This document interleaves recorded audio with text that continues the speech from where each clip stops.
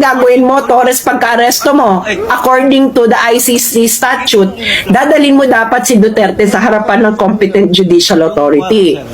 At pag nasa harapan na ng competent judicial authority, si Duterte, yung competent judicial authority, i-assess niya in accordance sa batas ng Pilipinas na one, na ang warrant ay nag-a-apply kay Duterte.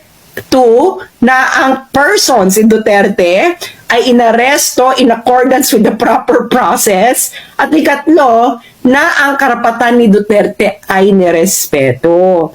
At habang nandoon sa harapan ng competent judicial authority si Duterte,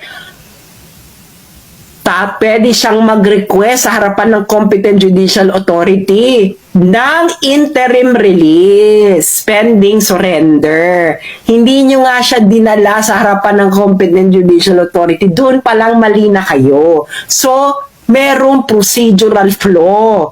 Kayong mga lawyer, kung ang accused, kayong mga lawyer, mga dean, kung may procedural flaw sa pagkakaaresto, kung ang karapatan ng inaaresto ay hindi nirespeto sa kahit anumang proceedings, anong mangyayari sa kaso? If things are fair, yung mga lawyer dyan at din, anong mangyayari? If things are fair, kung ang rules mismo ng ICC ay hindi sinunod, di ba malinaw dyan? Dapat dadalhin mo sa harapan ng competent judicial authority si Duterte. Article 59.2. Kayo, nakita na panood nyo lahat. Saan dinala si Duterte? Dinala ba siya sa harapan ng... Dinala mo ba, Torres, sa harapan ng competent judicial authority si Duterte pagka-aresto mo? Sige nga, sasampahan mo ako live. Tanga ka, Torres. This will be your end. You violated a procedure. Ay, katampakan ka ng kaso dyan. Hindi mo din hinarap sa competent judicial authority. Malinaw ordinary meaning ng law. Ordinary meaning ng language lang tayo dahil malinaw ang batas. Ang sabi ng batas, pagka-aresto mo, Torres, brought promptly. Ang sabi pa, brought promptly.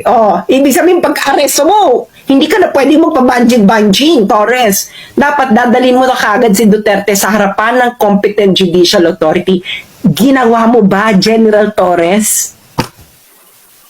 Kayong mga pulis na nakikinig dito, malinaw ang batas, basahin ninyo. Siguro marunong naman kayo magbasa, kayong mga pulis na nakikinig dito at mga sundalo. Anong sabi ng batas? Pagka-aresto, the person arrested shall be brought promptly before competent judicial authority ng custodial state. Sinong custodial state? Pilipinas. Sinong competent judicial authority ng Pilipinas? Sino? Mga sundalo na loyal sa Constitution. Anong sinasabi ng Constitution kung nasaan ang judicial power ng Pilipinas?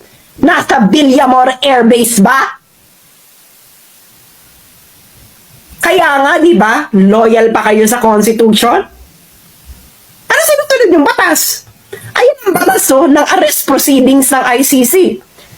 Yung inaresto ninyo, dadalin mo dapat sa harapan ng competent judicial authority ng Pilipinas. Ginawa nyo? Hindi nyo ginawa.